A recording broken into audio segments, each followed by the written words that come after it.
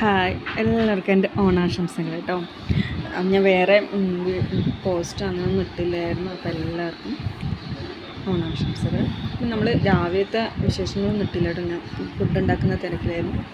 Beetroot പച്ചടി, പിന്നെ pineapple പച്ചടി, പിന്നെ വെള്ളപ്പച്ചടി, പിന്നെ കൂട്ടുകറി, പരിപ്പ്, പുളിയിഞ്ചി, പുളിയെന്ന് തന്നെ പറയാം, അവിയൽ കുക്കറിൽ വെച്ചതുകൊണ്ടാണ് വെച്ചിട്ടുള്ളത്. പിന്നെ മീൻ പൊരിച്ചത്, സാമ്പാർ, ഉപ്പേരി,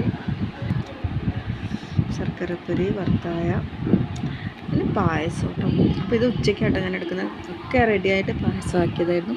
പൂവിടുന്നൊന്നും എടുത്തില്ല കേട്ടോ, ലേറ്റായി ഇടയ്ക്കാനൊക്കെ. അപ്പോൾ നമുക്ക് എല്ലാം കൂടെ ഞാൻ തിരക്കിലായിരുന്നു.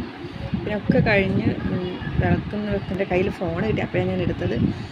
പിന്നെ നമ്മൾ വിളക്കൊക്കെ വെച്ച്, പൂവ് ഞാനും മോളും കൂടെ ആയിട്ട് ഇട്ടത്.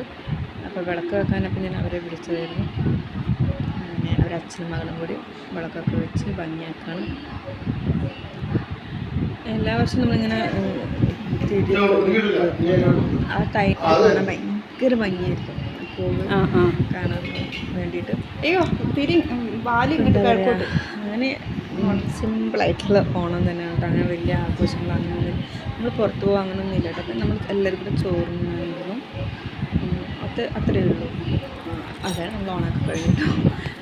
ഞാൻ എല്ലാവർക്കും വിളമ്പി പുറത്തൊക്കെ വെച്ച ശേഷമാണ് ഞാനിരുന്നത്. നമ്മൾ മീൻ പൊരിച്ച് ചിക്കനൊക്കെ വെക്കും കേട്ടോ. പക്ഷെ ഞങ്ങൾ ഇന്ന് മീനാണ് വെച്ചത്. മീൻ പൊരിച്ചതും മീൻ കറിയും സാമ്പാറും ഒക്കെ വെച്ചിട്ടുണ്ടായിരുന്നു. അപ്പോൾ എന്താ, എല്ലാവർക്കും ഹാപ്പിയാണ്. എല്ലാവരും ഓണം ആഘോഷിച്ചിട്ടുണ്ടാവുമെന്ന് വിചാരിക്കുന്നു. അപ്പോൾ വീഡിയോ കണ്ട് ഇഷ്ടമാണ് എല്ലാവരും സബ്സ്ക്രൈബ് ചെയ്ത് സപ്പോർട്ട് ചെയ്യുക. Thank you.